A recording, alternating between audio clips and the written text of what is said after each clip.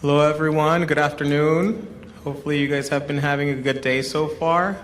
My name is Luis Valencia. I am currently a program manager at University Extension at UC Berkeley. I have the pleasure of welcoming everyone to Berkeley Changemaker, how changemaking can help you reconnect, recharge, and reimagine leadership at any level. And today's presentation is presented by Laura Hassner and Alex Budak. You can access all materials for this and all sessions on the Now Conference website within the description of each session.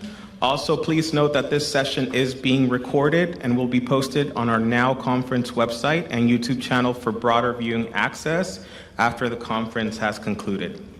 Additionally, if you have a question, please raise your hand and wait for the microphone to come to you. We want to ensure that everyone can hear the question.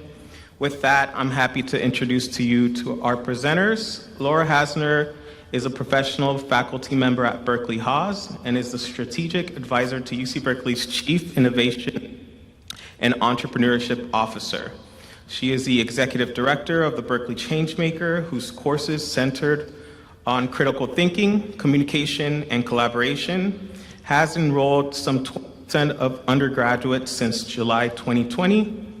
Its identity-making curriculum activates undergraduates' passions and helps them develop a sharper sense of who they want to be and how to make that happen. Hassner teaches the Gateway course, the Berkeley Changemaker, and Berkeley Changemaker Living with Agency. She graduated with honors from It's okay, just skip it over. from the other school across the bay, and Berkeley Haas. Alex Budak is a UC Berkeley faculty member, social entrepreneur, and author who works at the intersection of leadership, change, and impact. At UC Berkeley, he created and teaches the transformative course, Becoming a Changemaker, and is a faculty director of the Berkeley Haas Global Access Program.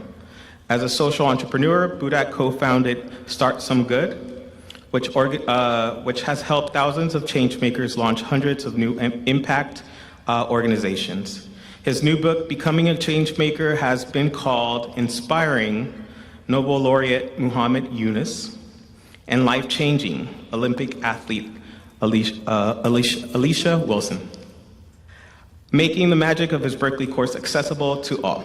He's a graduate of UCLA and Georgetown University. Please give them a warm welcome. Thank you.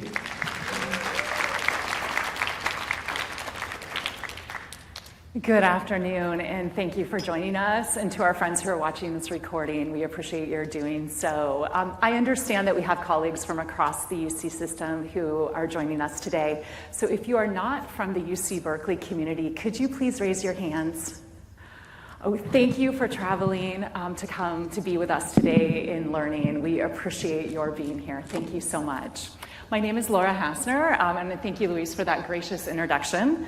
I apologize for the fact that we're both sitting. I managed to break my toe just last week, and so it's a little bit more comfortable for me. So thank you for indulging us as we do so. Normally, you would find us both standing and pacing across the stage. Today, we're going to be talking about what it means to be a changemaker, what it means to be a Berkeley changemaker, and we'll be drawing lessons from Alex's wonderful new book, Becoming a Changemaker. But before we got started, I thought it would be a nice opportunity for you to introduce yourself to someone here. This is a professional development conference, so we'd love to help you expand your professional development network. So in a moment, I'll ask you to make eye contact with someone nearby that you might not know so well, and I will ask you this question. This is a question we ask of all of our Berkeley changemakers, faculty, student, and staff alike. What is one thing about you that we wouldn't know if we were reading your CV, your resume, your LinkedIn profile, if we Googled you? Now this, and I'm going to fill a little airtime here as you think about what that is for you. This could be your fun fact. I can tell you, for example, who on our Berkeley campus speaks Klingon, But when I asked Treasury Secretary Janet Yellen this question in the context of our Berkeley Changemaker Gateway course, she gave me her why, her purpose. So I invite you to anywhere from fun fact to Janet Yellen as your metric to turn around now, and in about a minute each, please share something about yourself as this icebreaker. We're doing this because soon we'll be asking you to engage in conversation with your partner. So please, we'll invite you back to join us in a couple of minutes. One thing about you that doesn't appear. Welcome back. I heard some laughter. Who heard something fun, interesting, eye-opening, special, or wonderful about the person you just spoke with? Excellent. Thank you. Alex, this next part is all yours. So, thanks, Laura. Now that we've sort of warmed up and learned a little bit about each other, we're going to get into one of the themes of our conversation today. And so I will give you the most fundamental, the most broad, and I hope the most inspiring question, which is when you hear the word changemaker, and you've all heard the word changemaker at least when you saw it on the sign to come into this room this afternoon, what does being a changemaker mean to you? It could be a word, it could be a phrase, it could be a trait, it could be a person. Would you turn to that same person you just got to know and share for just a few minutes, what does it mean to be a changemaker to you? And again, there's no right or wrong answers. This is you, your own experience, and your own thoughts. So discuss, what does it mean to be a changemaker? All right, let's come back together as a full group. And I'll give a preemptive thank you in advance to Luis, who's going to be the hardest working moderator in this whole conference, running around a little bit. We'd love to hear a few volunteers that are willing to share, what does a changemaker mean to you? Again, it could be a phrase, a word, a concept, a person. Let's start hearing from the collective wealth of this audience, of this group, of this community. What does being a changemaker mean to you? Love a few hands. Get us started.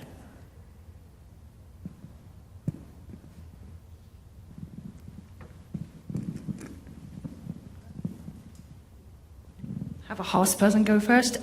Casey and I had a great conversation, and we kind of riffed about, is a change maker, it's someone who leads change, but it doesn't have to be a leader. Casey made the valid point that it could just be that, you could be influencing from beneath. It could be the little person in the department rather than just the department head. So that was I thought it was a really good point that she made. It doesn't have to be your role as the head to envision and drive the change. I love that distinction. Luis, you called on the right person first. That's great foreshadowing for some of the things we'll discuss. Passing off to another Haas person, thank you. At our table, we discussed among the three of us, Johnny, Rive, and myself, somebody who is willing to lean into conflict and to challenge the status quo. And then I was thinking about things that my partners here shared with me, and I also want to add someone who is visionary and who can see how to get to a new normal and a new now. So yeah, thank you. I love that, pulling out some themes and key traits that folks have. One of the greatest joys being up here is to also get to call on former students. I see Marino is over there. We get to him maybe next after this, yeah? Well, we can't all be Haas people, so we'll... I'm kidding, obviously. What we talked about was that a change maker doesn't always have to be a person, too, right? It can be an organization, it can be a group, that individuals within that need to be change makers because we need to have that passion to create the change, but it's not always at an individual level. We can also be part of something bigger that is changing maybe a larger structure or an institution or the rules. For sure, we often tend to overglorify the one individual. We like to say that change making is a team sport, and so it takes all of us to lead change, and we can all bring our own perspectives and our own contributions to the team, yeah. Thank you. So our group of three here talked about being prescriptive, right? The intention behind being a change maker and living through that lens every single day, right? And so change makers don't take a day off. Right, they're constantly looking for ways to improve, to help, and to just be a change maker, right? Yeah, so important. There's always opportunities for change. Of course, on the flip side is making sure we take care of ourselves, our own resource, our time, our energy. But yeah, we're always looking for opportunities to lead change, always in that mindset. Yeah, maybe one more.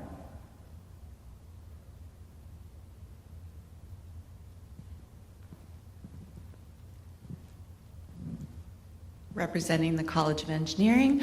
I would say that being a change maker, we were talking about how it is being curious and open and having sort of the courage to not just question the status quo, but to be creative and open in terms of possibilities, imagining the unimaginable. I love that. You painted together a really nice picture of what it means to be a change maker. We often think about who's the person that embodies the concept of change making. And by the way, I've been doing this for a while. It used to be that the number one person people would mention is Elon Musk, but I haven't heard Elon Musk so much the last few months in doing these talks. So I think we've got a great sense of what it means to be a change maker. Now let's start bringing a bit more of the Berkeley into the Berkeley change maker. For that, I'll bring it back to Laura to talk about sort of how we can build off of what we've talked about so far with a change maker and perhaps make it more distinctly Berkeley.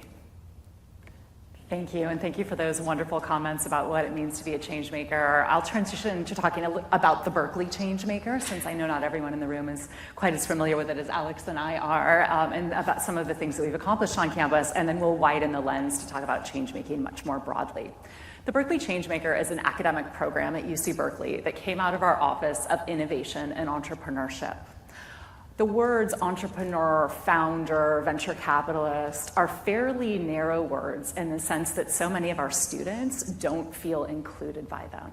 But the word changemaker is a broader, more expansive term. And in that, we were very inspired by Alex's course and book, which we'll be talking about in a few moments, Becoming a Changemaker. When you put the word Berkeley in front of changemaker, it means something distinctive. It means something special. It harnesses Berkeley's values. We heard this a couple of times, of questioning the status quo, of thinking and acting beyond ourselves in our teaching, our research, and our service.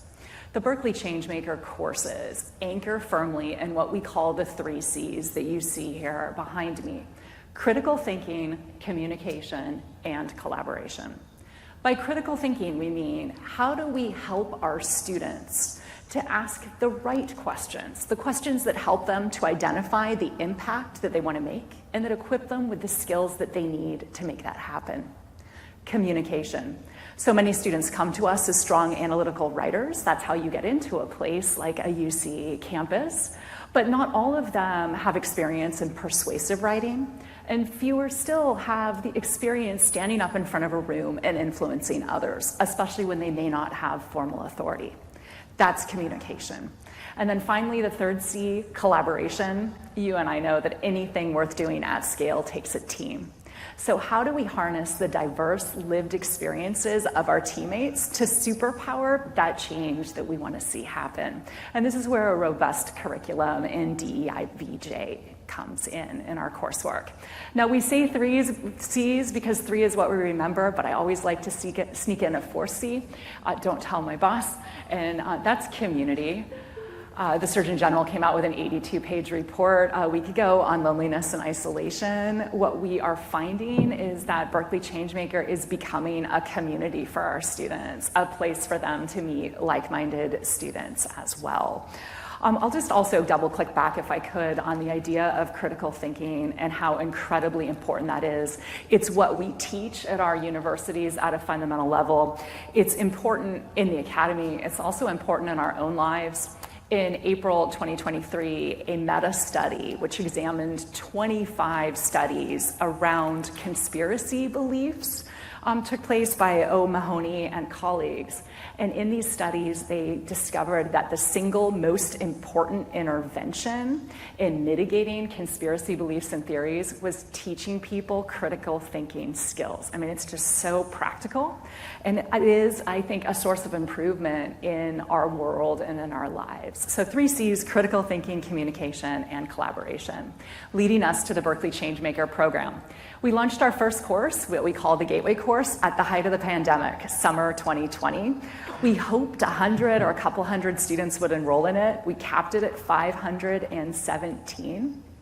And since then, over 20% of Berkeley's undergraduates have enrolled in a Berkeley Changemaker course, of which there are now, I could remove the word some as of last week, 25 courses offered in academic departments, schools, and colleges across our Berkeley campus. They involve over 50 faculty members. And the statistic that I am most proud of, remember I said it began as a way to create a wider, more inclusive lens into entrepreneurial thinking for our students, is that on every metric the university tracks, our Berkeley Changemakers are more diverse. We have more who are first in their family to go to college, we have more reentry students, and so on. And as any academic program might hope to do, our minor is currently under approval review per student demand. Now, many of us in our staff roles work with faculty, so I thought I'd just spend a quick moment talking about how we got so many faculty involved so quickly. And that is, sometimes, you're a part of something that grows organically and takes on a life of its own. In the winter of 2021, we launched an RFP, request for proposals, that resulted in the development of 4 new classes in the Berkeley Changemaker suite, and we were thrilled because we had 5 classes.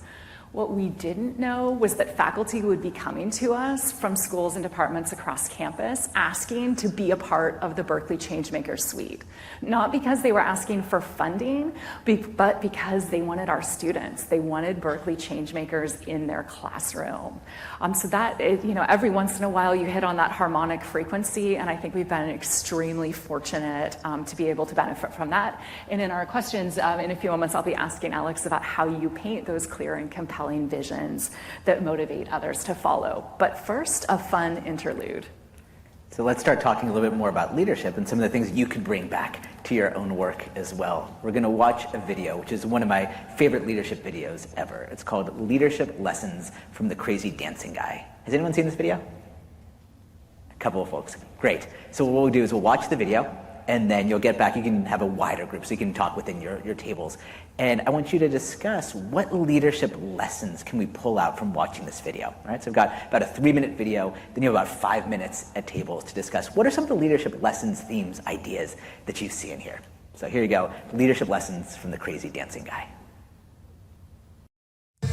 If you've learned a lot about leadership and making a movement, then let's watch a movement happen start to finish in under 3 minutes and dissect some lessons. First, of course, a leader needs the guts to stand alone and look ridiculous. But what he's doing is so simple, it's almost instructional. This is key. You must be easy to follow. Now here comes the first follower with a crucial role. He publicly shows everyone else how to follow. Notice how the leader embraces him as an equal. So it's not about the leader anymore, it's about them, plural. Notice how he's calling to his friends to join in. So it takes guts to be a first follower. You stand out and you brave ridicule yourself. Being a first follower is an underappreciated form of leadership. The first follower transforms a lone nut into a leader. If the leader is the flint, the first follower is the spark that really makes the fire. Now here's the second follower. This is a turning point. It's proof the first has done well. Now it's not a lone nut and it's not 2 nuts. 3 is a crowd and a crowd is news. A movement must be public. Make sure outsiders see more than just the leader. Everyone needs to see the followers because new followers emulate followers, not the leader. Now here come 2 more people, then 3 more immediately. Now we've got momentum. This is the tipping point and now we have a movement. As more people jump in, it's no longer risky. If they were on the fence before, there's no reason not to join in now. They won't stand out, they won't be ridiculed, and they will be part of the in crowd if they hurry. And over the next minute you'll see the rest who prefer to stay part of the crowd, because eventually they'd be ridiculed for not joining. And ladies and gentlemen, that is how a movement is made. So let's recap what we've learned. If you are a version of the shirtless dancing guy, all alone, remember the importance of nurturing your first few followers as equals, making everything clearly about the movement, not you. Be public, be easy to follow. But the biggest lesson here, did you catch it? Leadership is over-glorified. Yes, it started with the shirtless guy, and he'll get all the credit, but you saw what really happened. It was the first follower that transformed a lone nut into a leader. There's no movement without the first follower. See, we're told that we all need to be leaders, but that would be really ineffective. The best way to make a movement, if you really care, is to courageously follow and show others how to follow. When you find a lone nut doing something great, have the guts to be the first person to stand up and join in.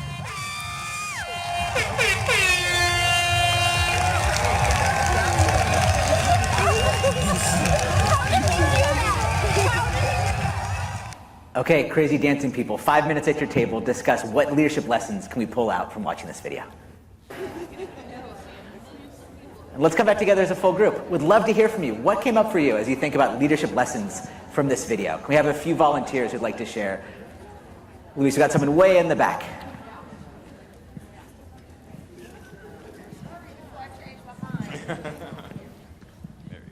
Thank you.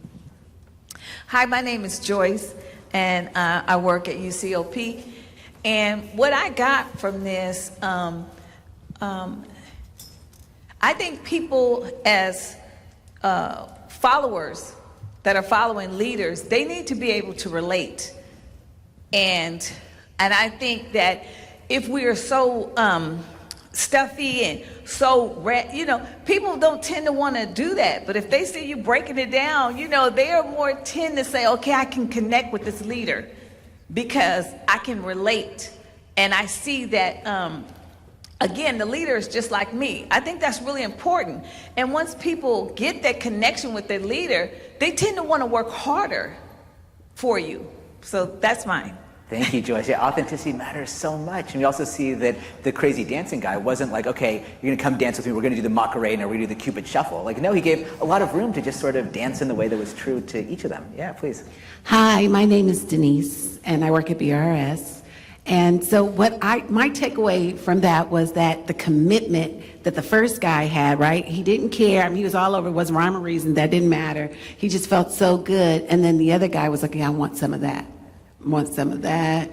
And then everybody else is like, oh, that's a thing. We can do that. And kind of, so it was good to see that, sometimes you're stepping out and just doing something maybe that even comes natural for you to feel good, even though you might be drunk or high or well, you're doing it, but you're committed to it. And so, put smiles on people's faces.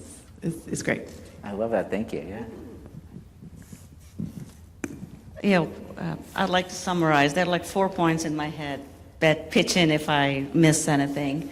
One is definitely the first guy need that courage and take the ridicule for a long time. You need that guts, right? And then the second is you need that bond with you and the follower. Only once that is established, you actually starting something. Right? If that acknowledgement from the leader is not there, then you don't have a follower, even if someone is willing to. And third, I want to say is, of course, he was there, the right place at the right time. There could be situations where, people might not have joined too. So that's also important. And the fourth I noticed is there's some threshold after which it becomes a momentum. What is that threshold when it kind of normalizes what you're doing?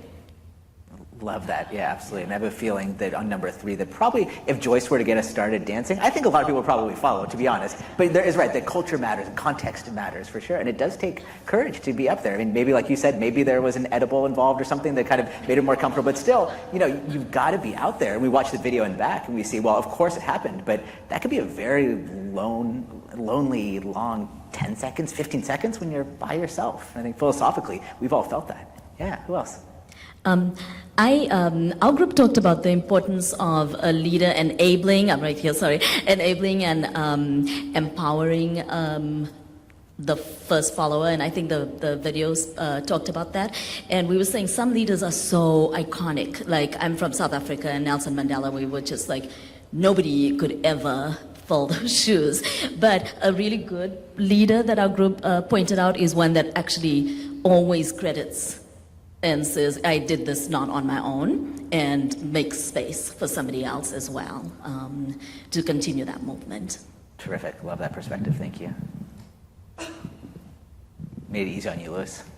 Hello, my name is Yesenia, and I work at UC Berkeley in the financial aid department. And one thing I wanted to say is that the first guy that started dancing, his vision was to have a good time. And I think that was very, a great example of like having a purpose, right? You're at this park, you see that maybe you're bored and everyone else is just bored, and so he's focusing on like the vision of how I'm gonna have a good time and maybe, you know, just be in that life of the party. And then everyone just joined in. So just having a purpose, a vision as a leader, and not really focusing on your ego, on whether I'm gonna look ridiculous. And that's happened to me when I've gone to some parties that are just boring. And sometimes I do have like that courage, and I'm like, you know what, let's be the first to dance on the dance floor. Let's get in there, and then other people join in, and then you don't feel so alone, because leadership can feel lonely, but just having the courage based on the vision or the purpose that you're bringing, I think that really creates like what a change maker is. But then just, you know, encouraging others to join, because you feel lonely, and you don't want to be lonely. You don't want to be the only one at the top, and then just nurturing them. Thank you. Powerful perspective. I saw a lot of people nodding when you said leadership is lonely. Yeah, it can be. Just to, kind of get a feel for the people in here. We bring it from the music festival back to our respective campuses. There's sort of 4 personas we could think about here. We've got the crazy dancing guy, so sort of the person that's like out there starting something. Then there's the first follower. Then there's a sort of early adopters, the one that came in maybe people like 3 through 30, 3 through 50, that kind of early wave. And there's the later adopters, the ones that come in kind of once everyone is there. So of course there's nuance, of course there's variables, but in general, like as you think about your own role, your own leadership, your own campus, by show of hands, how many of you tend to be the crazy dancing guy? Yeah, I've got some crazy dancers here. Okay. How many of you tend to be the first follower? That's a terrific role to play, right? Sort of putting your own privilege on the line to stand up for something you believe in, make it safe for others to follow you. How many of you tend to be the sort of early adopter and the late adopter? Right? There's no judgment here. This is kind of getting a sense for like how you tend to go about things, but there's also a role to be played. And as we've talked about, there's context, there's nuance, depends on the situation, depends on the type of role, depends on how safe you feel. But a nice lens for you to think about as you think about creating change on your own campuses. So thanks for engaging in that. I hope you enjoyed. Hope it was worth the wait. Should we get into the book? Absolutely. Oh, one more. Sure, please. All right, thanks. I was willing to give it up. It was interesting. We talked about how once a change starts to occur, I've noticed that the leader was engulfed by the group and then basically disappeared, perhaps to go off to somewhere else and inspire other change. So, you know, once the change is inspired, perhaps the need for the original leadership that inspired the beginning of the change is no longer useful and perhaps even obsolete. Oh, I love that. And then the other thing that I noticed was that, well, the thought is escaping me right now, but it was just, that was interesting. The main thing, the no need for leadership and this whole oscillating nature of change, right? So here a whole group becomes involved in this change and it becomes normalized. So much so that the original leader disappears and fades away and, like I said, goes off perhaps ready to inspire some more change, which then might inspire those people in that group who connected to that original change to actually perhaps even shift. And so I'm curious about this notion of being a change maker, how it is oscillating, and is somebody just a change maker once, or is it a character trait? And is it in opposition to things that are normalized? You know, these are the questions that I have about all this. Terrific lead into some of our conversation, I think. Yeah, thank you for that. Marshall Goldsmith, the author who writes a lot of leadership books, has one called What Got You Here Won't Get You There, right? A very different skill set from inspiring people to follow your vision to actually executing on it over the long haul. I hope that I will touch on in the questions that I prepared for a discussion with Alex today on some of the questions that are percolating in your mind. But I invite you, if you have additional ones, we'll be sure to set aside time at the end to be able to incorporate your questions as well. I'm going to pivot to talking about Alex's new book, Becoming a Changemaker, an actionable, inclusive guide to leading positive change at any level, and talk with Alex about some of the lessons that we can draw from his book in hopes that we'll be able to apply them in the workplace at our campus. So in the Berkeley Changemaker, you may have heard of soft skills. What we like to teach are implementable, actionable skills. And so it's our hope that you'll leave here today with something that you might be able to implement that with your teams tomorrow. So that will be our goal. Does that sound reasonable? No pressure, Alex. All right. So we just watched a video of the crazy dancing guy. I feel like not only did I pick up new moves, but it made me think about the idea of networked leadership, which is something that comes up in your book a lot. We also heard a question of like how many people. So I was hoping you could speak to what is networked leadership and why is it a key change-making skill? I love this concept, and it builds off of your question directly. So there's a wonderful article in Stanford's Social Innovation Review. It's called The Most Impactful Leaders You've Never Heard of. And so, of course, we've got the Nelson Mandelas, but I think everyone in this room knows the Mandelas. And so the question is, what type of leadership does it take to be a really effective, impactful leader? And to maybe do it where it's not about yourself, where people may not know your name, because as we saw in the video, that if you do it right, you get subsumed by the vision, subsumed by the cause, subsumed by the impact, and maybe it's no longer about you. And so Julia C. and colleagues talks about a few of the traits of a network-based leader. But an example we can sort of take to bring it to life is think about Black Lives Matter. So Black Lives Matter, some people often critique the movement as saying, well, there's no one singular leader of Black Lives Matter. And some people say, well, that's a problem with the movement. But I would argue that's actually a prescriptive strength of the movement, because it's harder to stop a movement when there's not one singular leader. They've taken an approach which says, who knows better what a community needs than the local community itself? So let's lead based on vision and values, things that we all care about, but then let's leave room to adapt to the local context. As Ella Baker of the NAACP, she says strong people don't need strong leaders. So in other words, people may know what they need. But what does it mean to actually lead within a network? There's a metaphor I like, which is being a node, not a hub. Node, not a hub. So sometimes we think about, like, imagine like that founder, right? So the founder, especially here in Silicon Valley, we tend to do something called heropreneurship. We put them up on a pedestal, and it's all about that one individual. But what does leadership look like if instead of being a hub, where you say, all this activity swirls around me, I'm the most important thing? Instead, it's about being a node. It's playing into a system. Let's say you're trying to address, I don't know, clean water access. You can't solve that by yourself. And so what's the role that you can play that is collaboration, it's communication that goes along with what other people are doing and contributes in a meaningful way? Now, there's also some social science on our side here as well.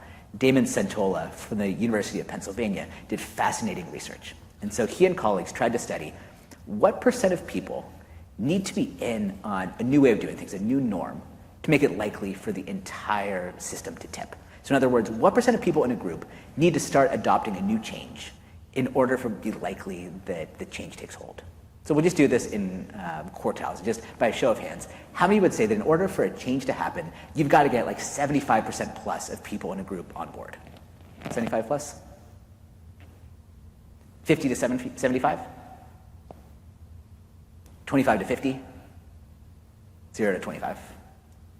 Yes, if you were to ask me going into this, I would have said for sure it's over 50%. It's got to be 51%. But no, the research actually shows it's only 25%. And to me, this is such heartening research, because it can feel really overwhelming to say, I want to create this whole change. I've got to get all these people on board. Well, no, maybe you don't. Maybe in a group of, I don't know, 20 people at your office, 20 people on your campus, you only need to get 5 on board with a new change. And if you can get that 5, then it's likely that whole system can tip. And in that case, it's no longer about the one leader, about trying to sort of force all 19 other people to agree with you. And instead, it's about finding 5 champions, empowering them, encouraging them, making them part of your movement, and helping them create the change with you. To build on that, Adamic and State did a study. I was really curious, like, what is the number? Okay, 25%, but how many do I need to influence? And they studied social media and discovered that the magic number is 10. But it has to be 10 people from diverse parts of your network who are advocating for the change in order for most people to feel safe adopting it, to feel like this is something that's about to happen. So 10, magic number, 25%.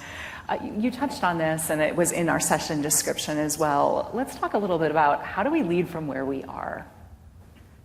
Crucially important as a change maker. So as we think about change, I sort of made the joke about Elon Musk, but I believe that change making is radically inclusive, that each and every one of us can be a change maker, irrespective of our roles or of titles.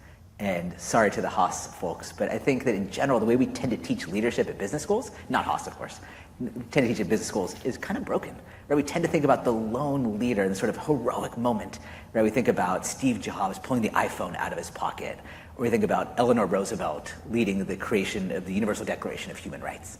And now, to be clear, there's amazing leadership here, and it's inspiring, and this kind of once-in-a-generation leadership. We need that. But I think so often when we talk about leadership through that lens, it causes so many of us to look at that and say, that's just not who I am. Maybe I'm not that courageous, maybe I'm not that brave, maybe I'm not an extrovert like them. We say, well, does that mean that we can't be leaders? I think absolutely not. I think that for too long we've confused what it means to be a leader. We've thought about leadership as a title instead of leadership as an act. If you think about your organizations, your campus, your community, there may be only one chancellor of your university, only a few deans, only a few executive vice presidents. But each and every one of us can practice acts of leadership. So one of the ideas I put forward in the book is a new way of thinking about leadership. I call it micro-leadership. And this is perhaps a challenge that I'll leave you with. That instead of thinking about leadership as a title, it's actually breaking it down into the smallest and most meaningful unit, which is a single leadership moment. So you pay attention, you'll see these leadership moments appear before you dozens of times per day. These are tiny little moments to step up and serve others in a meaningful way. It might be in a meeting, you notice that one of your colleagues hasn't really spoken up, and you say, hey, no pressure here, but we'd love to hear your perspective if you want to share. Or maybe it's being the one person willing to say no when everyone else is saying yes. Or maybe it's being the one person that stays late to help a new colleague clean up after their very first event. Right? These are all tiny little leadership moments. But if you pay attention, you'll see that these moments appear before you all the time. And so the question is, will you seize those moments? Will you pay attention to them? And then will you take action? It's so easy for us to sort of feel disempowered, to sort of feel like, well, I don't have the title to do this, I don't have the direct reports, so that's someone else's job, or someone else will do that. But instead, micro-leadership is this inclusive lens for thinking about how we can each step up in our own way. And what's powerful about micro-leadership is that they're tiny little acts, and so you'll never go too far in seizing just one of these individual leadership moments. So that's a way of thinking about sort of leading from where you are. And Laura, we didn't talk about this, but I don't mean to put you on the spot, but you teach this class at Haas, which is called the Leading with Agency. And so there's, I think, a strong lens of agency here, but how do you think about these things? Yeah, absolutely. In my Living with Agency class, what I want all of my students to leave with is the empowerment in a sense of I have the skills to be able to approach a situation that I didn't know how to handle before. And that grew out from my own experience in my 20s working in industry as a consultant and feeling like other people had a manual that I just had never received. So in my class, what I do is I teach the evidence-based research and theory to enable my students to acquire skills. So we start by clarifying purpose and values, and we go on to talk about how to have difficult conversations, practice negotiation, and so on, because I want them to, regardless of where they are in their organization, regardless of what they do, both at Berkeley and beyond, feel that they're making a meaningful contribution and be empowered by having the skills that they need. One of my favorite topics to talk about in the course, questions to ask people, and one that you cover in your course, Alex, is around failure. So if you'll forgive me, I don't mean to bring us on a down note here, but if you're on the frontier of trying to make change, if you're trying to make change in a large organization like a university, we experience failure. How do we handle it? Thank you. Yeah. How do we get more comfortable with it? How do we cope? Tell us, Alex. Well, just to normalize it for a bit, would you raise your hand if you failed in some way in the last week? Looks like just about everyone. If I didn't see a hand go up, maybe you've been sick and out the whole week or something, because literally we all fail all the time. But it's so easy to look at other people and say, oh, well, they just seem to be always succeeding. I think there's a tendency at many of our campuses, especially in tense atmospheres, to sort of only talk about our successes, not talk about the failures. But there's a wonderful concept which actually comes from UC Berkeley, which is this idea called the failure paradox. And that's we tend to look at people who are the most successful and think, wow, they're just really successful. They did it. They just succeeded a lot. But no, actually the data show the people that are most successful also tend to fail the most. It's just that they keep going in spite of the failures. And so I think that's the first thing we do is sort of normalize the sense of failure. But to sort of put it into practice, one of my favorite exercises I do in my class is the failure exercise. So Marina, you might remember this, but I give students 15 minutes and say, okay, you have to go leave the classroom and you can't come back until you've been rejected. You have to go ask for something and purposely get a no. And so perhaps like some of you, there's laughing nervousness. Maybe some of you are laughing because you know I'm not going to assign it to you right now, so you feel more comfortable. But my students go, wow, they feel really uncomfortable. And so they nervously shuffle out the door. I, of course, tell them, look, I'll be at the front of the room. I'll support you, I'll mentor you, I'll coach you if you need advice. Like, let's talk about this. But I'm serious. You have 15 minutes, go fail. And so they nervously leave the classroom. But then when they come back, the energy is just off the charts.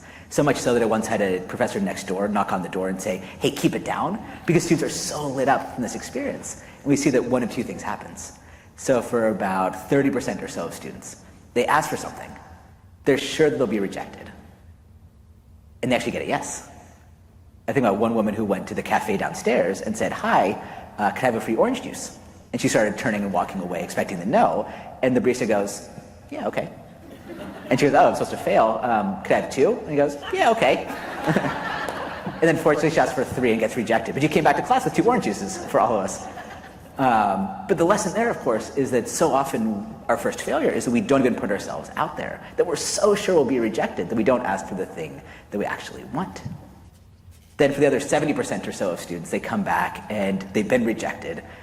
But rather than feeling deflated, they actually feel really encouraged. They come back with this sense of courage. A couple of you mentioned courage as being key to being a change maker, that they're willing to put themselves out there. And they realize that no one laughed at them, no one made fun of them. People even took their requests seriously. We find that a lot of people actually want to make the answer work for them. I think about one woman who asked a woman in the hallway, hi, could I wear your shoes? Which is a really uncomfortable thing to ask, a really uncomfortable thing to be asked. And she really thought about it deeply. And she really thinking, is there a way I could do this? Thankfully she said no, but she really thought about it. And so you come back and you realize, okay, failure isn't fatal. And they realize, if I could ask for something I didn't even want that much to begin with, imagine what I could do if I really believe in something. Something we can normalize failure, and we can just practice failing more to make failure something that we embrace, and failure is part of our Changemaker journey. What a great answer. I'm Zoe Chance at Yale wrote a wonderful book called Influence is Your Superpower. If you want to increase your ability to persuade and influence others, Zoe Chance, Influence is Your Superpower. And in the book, Chance studies successful salespeople. After hearing a no, how many times do you think a successful person in sales goes back to ask again? Anyone? You can just shout it out and I'll repeat it.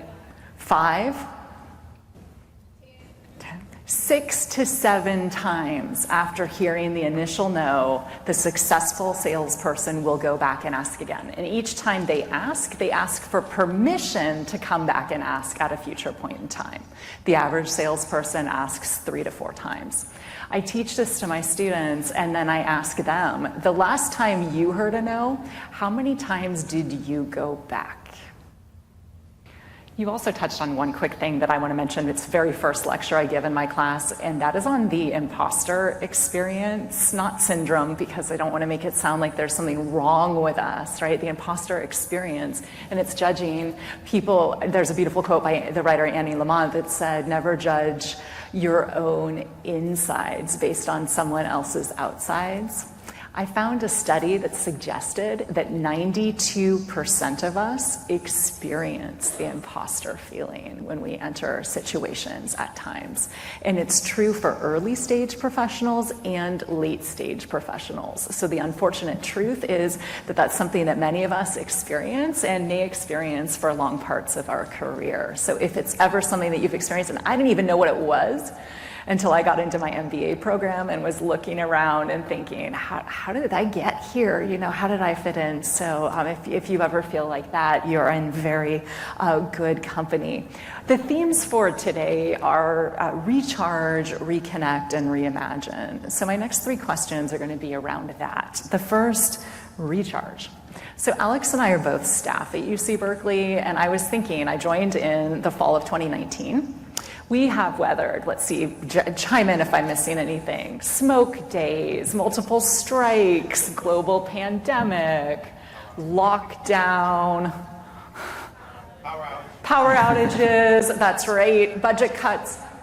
Yeah, so many things. Some of us are tired, and so are our teams. How do we recharge? How do changemakers recharge?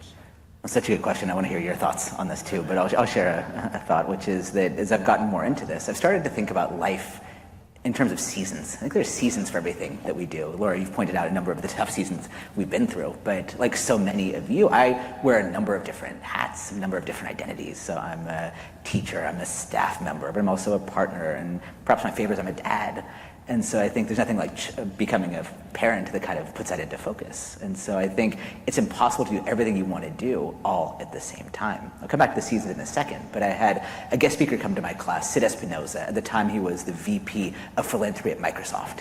And a student asked him this question, which was basically saying, look, I want to make a difference in the world. She's passionate about climate justice. But she said, look, it feels really overwhelming. It feels like maybe I can't actually do anything about it. Like, what do you think? And the advice that he gave at first I thought maybe would be disheartening to students, but it turned out it was one of the things that really resonated with them. He said, look, honestly, a lot of the changes you want to pursue, you may not be able to solve in your lifetime. But rather than seeing that as a bad thing, see that as something that gives you courage to step up and to see it in the big picture. He says, we've got to start thinking about change as being an individual sprint, and instead think of it as a relay race. That our job is to take the baton from those who have come before us. And in the time we're working on this, whether that's a year, 5 years, 10 years, 20, 40, 60 years, advance the baton as much as we possibly can. And then when the time comes to hand off to the next generation, to make sure that we're being good stewards, we set them up for success, we mentor them, we support them. So it's having that mindset, that sort of long-term thinking that helps. And I know in working with all these change makers that we have to hold this paradox, which is that on one hand, we've got to have this sense of urgency. Think about, for instance, racial justice. We've got to take action right now, we can't wait. But also recognizing that real systemic change takes time. We've got to be in it for the long haul. And so for me, I've learned to think in terms of seasons, that our life has seasons, the world has seasons, and I think our change can have seasons. So when I became a dad, which was in the middle of COVID, I sort of said, look, I'm going to reduce my teaching that I do. I'm going to focus so much on just being there as a great dad. I hope I'm still a great dad, but as he gets a little bit older, I can say, okay, look, now there's time for a new season in life. And last fall, it was the season for putting the book out into the world. I said, look, for 3 months, I'm going to go really hard at this and do every talk that I can give and tell more people about the book. But I can't keep it up forever. And so I knew that come January, I would sort of slow down again. Now, of course, some of this comes with privilege. We can't always do this, and I encourage you to talk with your managers about these things. But I do think that thinking in terms of seasons can be really powerful. You can't possibly do all the change all by yourself all at once. You've got to think long term, but also think, what season am I in right now? Am I in the season of launching something new, which maybe requires working longer hours and putting in more effort and more hard work? Or you're in a season where maybe you're refining things, you're coasting a little bit. Are you in a season where you just need to renew and recharge? And again, let's start judging that. We need to recharge. We need to take that time for ourselves, our own best renewable resource, which is ourselves. And so we don't judge ourselves. We think in terms of seasons. It can be a powerful way for you to think about maintaining your strength, not just for the short term, but for the long haul. That's how I think about it. But Laura, how do you think about it? How do you teach about it? I really like that analogy of the seasons because it often does feel very cyclical. In my class, I devote a week towards well-being and mindfulness and recognize that I am not the best person to teach that. So I phoned a friend, and Emily Bruce from Berkeley Law, who teaches mindfulness in the legal profession, comes in and talks with my students. And she's taught me and all of my students this incredible technique called box breathing. I don't know if I have any meditators out there. I see people nodding. I'll explain it very quickly, but encourage you to Google it. And I love it because you can do it subtly. If you're feeling a little apprehensive, maybe you're giving a big presentation in front of a large room and you just need to reset quickly. The idea is that you inhale for a count of 4, you hold your breath for a count of 4, exhale for a count of 4, hold for a count of 4, inhale for 4, and so on. And I've had students tell me that they do that before final exams. I had one who had major surgery and was doing it as he was being wheeled into the operating room. So I'm going to offer that as a tactical thing that's really helped me. This is probably the longest I've ever sat still. So boxed breathing is really good for me because it's really fast. And then the second is the research of Dr. Kristen Neff at the University of Texas, Austin, whose expertise is self-compassion. Has anybody heard about self-compassion? It's that idea that you extend to yourself that same loving kindness and understanding of common humanity that you extend to others. And Dr. Neff's research suggests that up to 75% of us who are really good at feeling compassion for others are not good at extending that same compassion to ourselves. So if you'd like to take her self-assessment or learn some of her research-based evidence-grounded techniques, selfcompassion.org is her website. I also follow her on Instagram, but I caution that she is also trying to sell you services. So if you're doom scrolling, every once in a while there's that beautiful reminder to take a moment for yourself. The next theme for this conference is Reconnect. How might we reconnect with our purpose, with our vision? How do we apply a change-making lens to reconnection? Well, first, I just want to recognize all of you for showing up here. I mean, this is an example of reconnecting. It's so easy, I think, in this new world to be coming up with excuses for why you shouldn't leave the house, why we shouldn't do these things. But you all showed up here. You took time off to be deliberately here and to be deliberately here in community. It's one of the things that I found in launching my book is that the most important thing was doing it in community, being with and alongside others. Change-making, I think, is fundamentally about the people that are around us. We've heard from some of you when you talked about what does a change-maker mean, this idea of doing things through and with others, that maybe it's a change-maker organization, not just a change-maker individual. And for me, this is a lesson that I learned pretty early on. Before joining Berkeley, I was a social entrepreneur. And as context, I never had a job before becoming a social entrepreneur. I just kind of jumped into it. And I was grateful enough to have gotten a fellowship where I was one of 20 young social entrepreneurs from around the world, and quite literally around the world. I was from the US, but then we had people from Bolivia, Peru, South Africa, Uganda, Australia, New Zealand, Poland, Cambodia, like literally all around the world. And so we're in Turkey, and we were standing on top of these rocks. And we were just kind of getting to know each other, and we counted 3, 2, 1, and we jumped into the sea below us. And I remember we were splashing around, and I saw that the sun was beginning to dip. And I kind of looked around and realized that the people that I was with, we could not have had more different lived experiences. We were all social entrepreneurs, but we were working on very different things, whether that's one person who was working on supporting children with cancer in Mexico or working in the slums in Kampala, Uganda. Everyone's working on change in a very different way. We had very different experiences, but there's something really powerful about each of us being in community in that moment. That's where we found the connection. We realized that despite everything that we had different about us, we had something that really powerful that connected us, which is that we were all change makers. And even to this day, it's been about 10 years, we still have a WhatsApp group, and I still get this jolt of inspiration anytime I hear that buzz from our WhatsApp group, one of us checking in, asking a question, and we've built this community. And so I think there's something powerful about creating your own changemaker community. Now, I hope, as Laura has sort of talked about, it's this inclusive identity, whether you're at Berkeley or not, you can see yourself as a changemaker, but to find those folks around you who are your changemaker community. Now, they don't have to be working at the same campus, even on the same change as you, but if you share some of that similar mindset, that same willingness to try to question the status quo, instead of going it alone, lean into them. And so perhaps a reflection question for you is, who is your changemaker community? And if you feel like maybe you don't have one quite yet, who might be part of that changemaker community, and how would you build it? So that's how I think about that. How do you think about it? Let's see. As you're talking, one thing that really has been helpful for me as a staff member that I'd like to invite to you in terms of reconnecting is reconnecting to my own purpose. Now, I don't want to in any way suggest that you may have experienced any bureaucracy on your campus, but if that ever happens, my personal coping strategy is go Bears. So go insert your mascot here, and I'll tell you a little story about why. I know we're being recorded, so I'll be very diplomatic about how I say this, but when my son was 3.5, I couldn't handle the whole thing anymore. Like, he was so oppositional, and 4 to 6 p.m. was just so hard for me. So I went to the library, as one does, and I took out all the parenting books. And I came across one that said, when you're at the end of your rope, look at them and say, what are you, 3?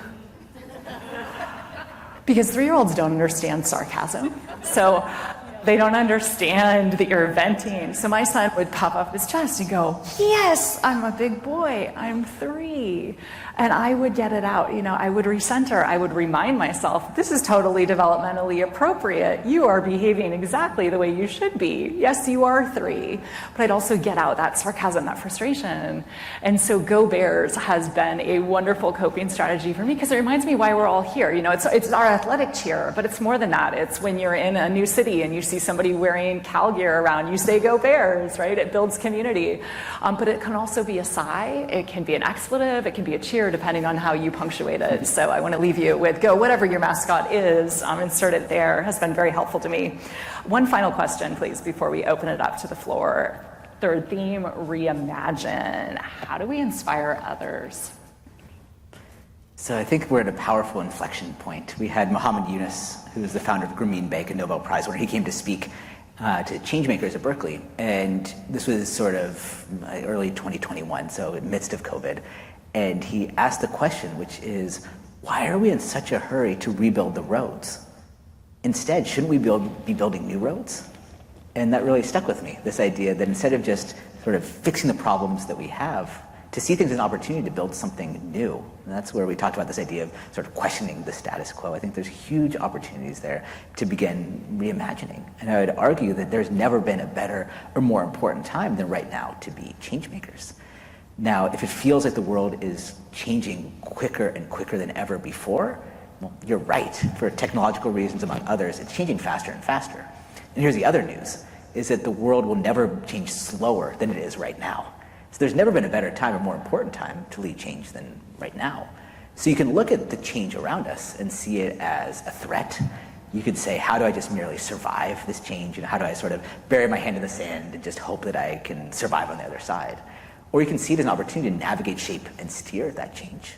A concept from economics we can think about here is a sort of switching costs. So thinking about like trying something new, you can often get sort of stuck in a way of doing things. And I remember that when we first pivoted to online learning, I had a student who had a comment which was really wise and stuck with me. She said, Professor, here's the good news.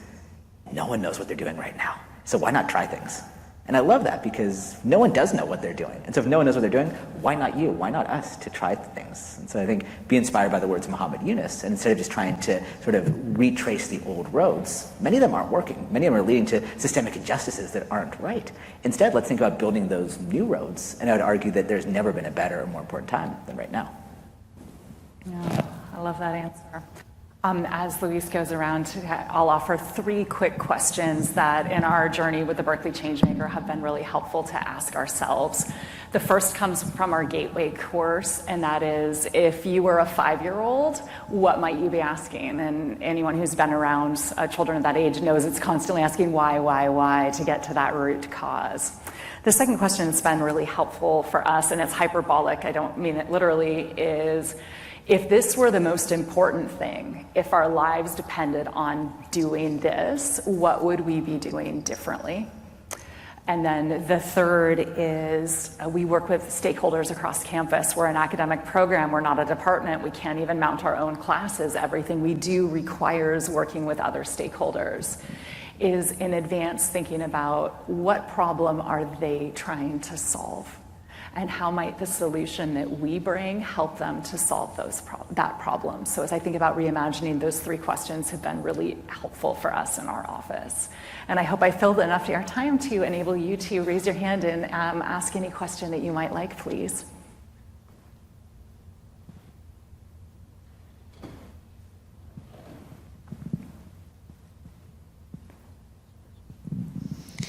Thank you so much for all of the information about the Changemaker program that you shared with us today, and I think that you've given us a lot of interesting things to think about. I'm wondering, what are the opportunities and ways that staff can be involved in this program? Oh, I'm so glad that you asked. Thank you. We make every effort to speak at the Now conferences, at the Now Encore presentations as well. But you know your department, your unit better than anyone else. So I'd love to hear from you and connect. I think the next slide is our contact information. If you have ideas about how the Berkeley Changemaker might connect with staff, we'd love to hear it. We've been focused on students because we have developed curriculum, and we're ready now to start expanding and thinking outward about how we can be of benefit. And there is no one who understands the way this university works better than our fellow staff members. Thank you for that question.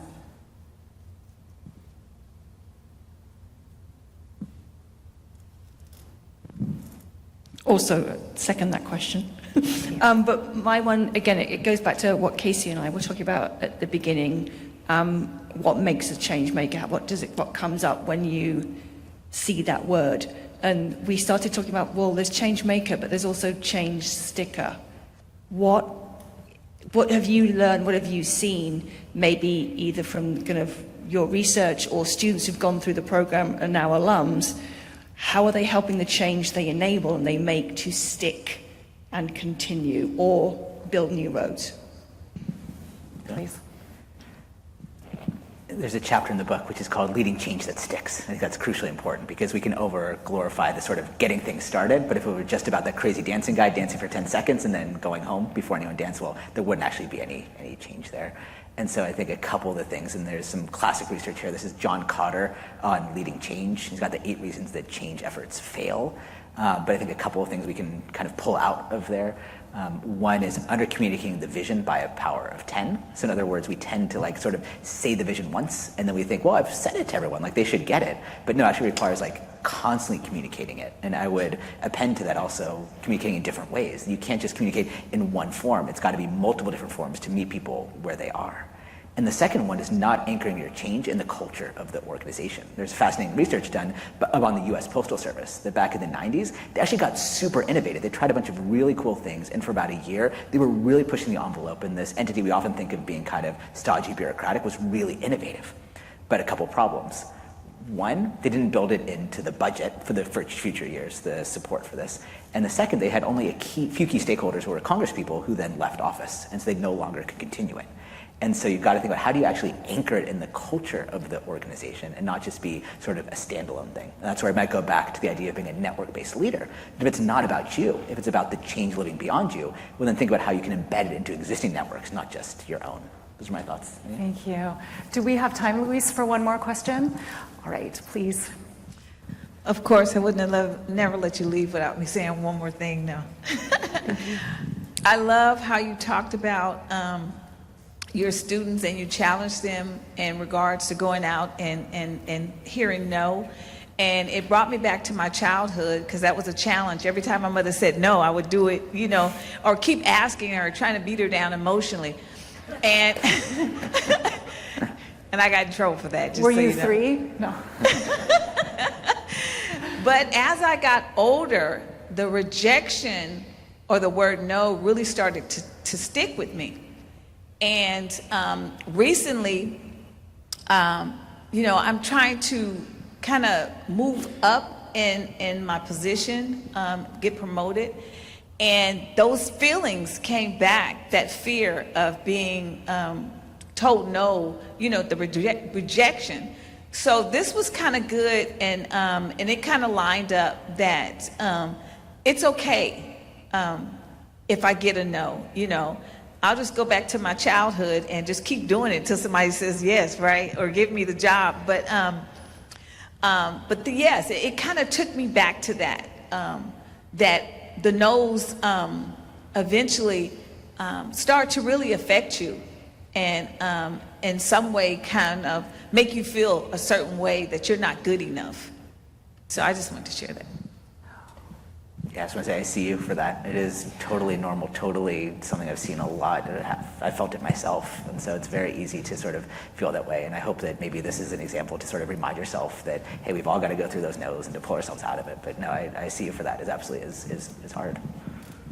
Thank you for that comment to close our session.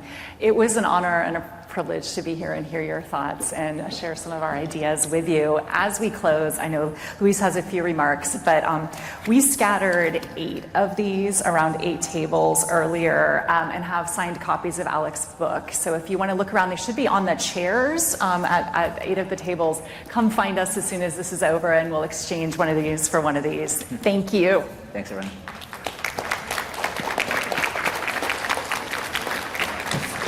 Thank you to Laura and Alex for that awesome presentation. Everyone, please remember to complete the session evaluation using the QR code on the screen, or you can scan the QR code or use the link from your own slide materials on the last page. Session eval links are also posted on the Now Conference website. Your feedback is very valuable, so please fill those out.